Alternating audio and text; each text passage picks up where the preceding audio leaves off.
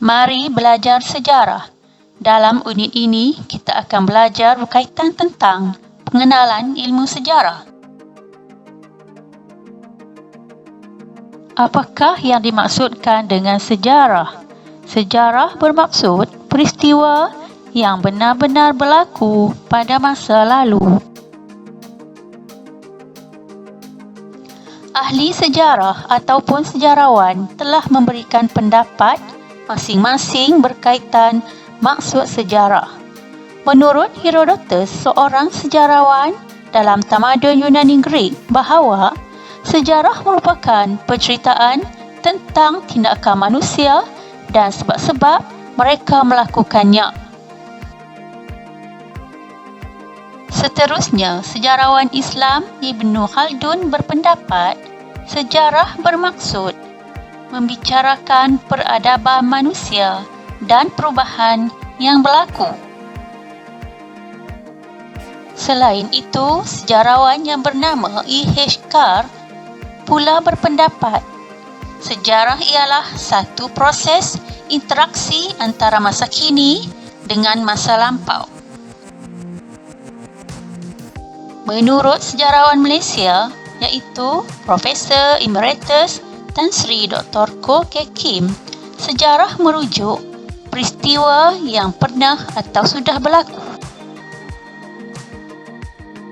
Menurut sejarawan tempatan, iaitu Dr. Muhammad Yusuf bin Ibrahim, sejarah merupakan catatan atau rekod sesuatu peristiwa yang berlaku pada masa lalu. Secara keseluruhannya, dapatlah dikatakan bahawa sejarah merupakan peristiwa yang benar-benar berlaku. Dalam kemahiran sejarah, kita dapat mengenal pasti sumber dan menjelaskan kaedah penyidikan sejarah. Sumber sejarah penting sebagai bukti bagi memahami sesuatu peristiwa yang telah berlaku. Terdapat dua sumber sejarah, iaitu sumber primer dan sumber sekunder. Sumber primer juga dikenali sebagai sumber pertama. Sumber primer berada dalam bentuk asal dan belum diolah.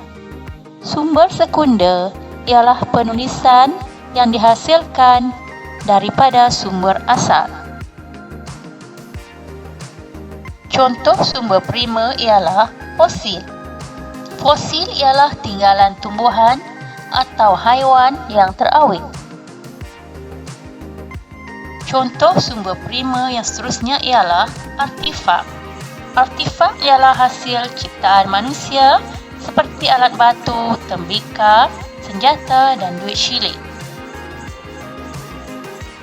Sumber primer seterusnya ialah manuskrip. Manuskrip ialah tulisan tangan seperti Hikayat Hang Tuah dan Sulalatus Salatin. Sumber primer yang terakhir ialah dokumen rasmi. Dokumen rasmi mengandungi catatan tentang sesuatu peristiwa sejarah yang telah berlaku.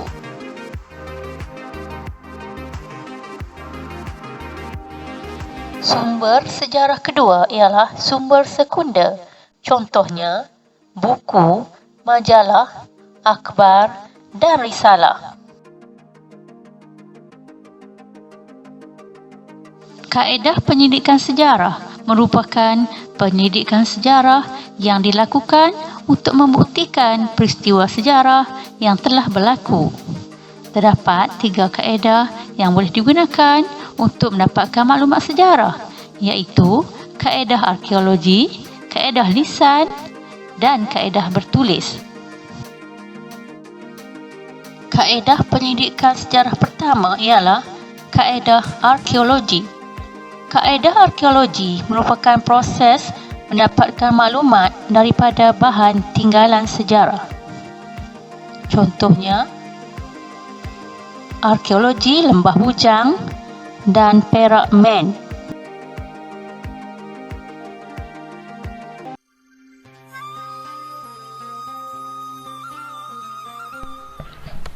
Tinggalan seni bina candi-candi yang mempunyai kaitan dengan kepercayaan dan pemujaan yang menunjukkan wujudnya kepercayaan agama Hindu-Buddha yang menjadi amalan sebahagian dari masyarakat yang berdagang di Lembah Bujang. Hasil daripada kemakmuran yang telah diperolehi di Lembah Bujang, serta peranan sungai seperti Sungai Merbuk, Sungai Bujang dan Sungai Muda yang dapat dilayari sehingga ke pedalaman telah memberi kesempatan kepada pedagang dan mubalik Buddha menyebarkan kepercayaan kepada masyarakat tempatan. Muzium Arkeologi Lembah Bujang terletak di Pekan Merbuk Kedah yang berhampiran dengan Pantai Merdeka dan Gunung Cerai. Perjalanan dari Kuala Lumpur menuju ke Muzium Lembah Bujang Kedah adalah sejauh 332 km. Perjalanan ini mengambil masa selama 6 hingga 7 jam.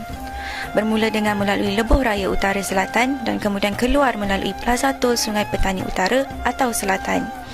Melalui Bandar Sungai Petani, perjalanan diteruskan sehingga ke Pekan Semeling untuk terus menuju ke Muzium Arkeologi Lembah Bujang, Merbuk Kedah.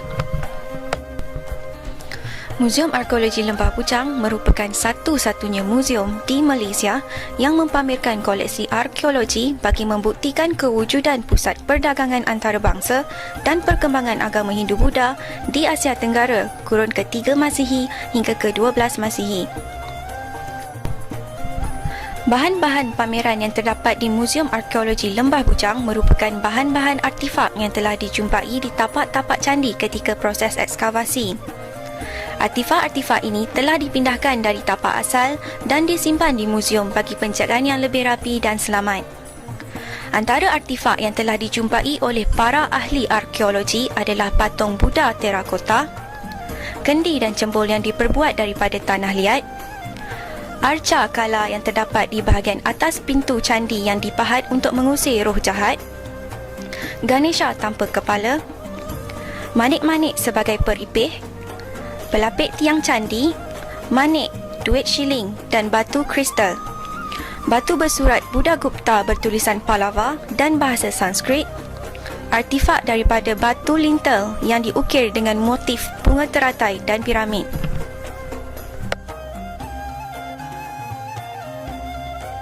Kaedah penyelidikan sejarah kedua ialah kaedah lisan.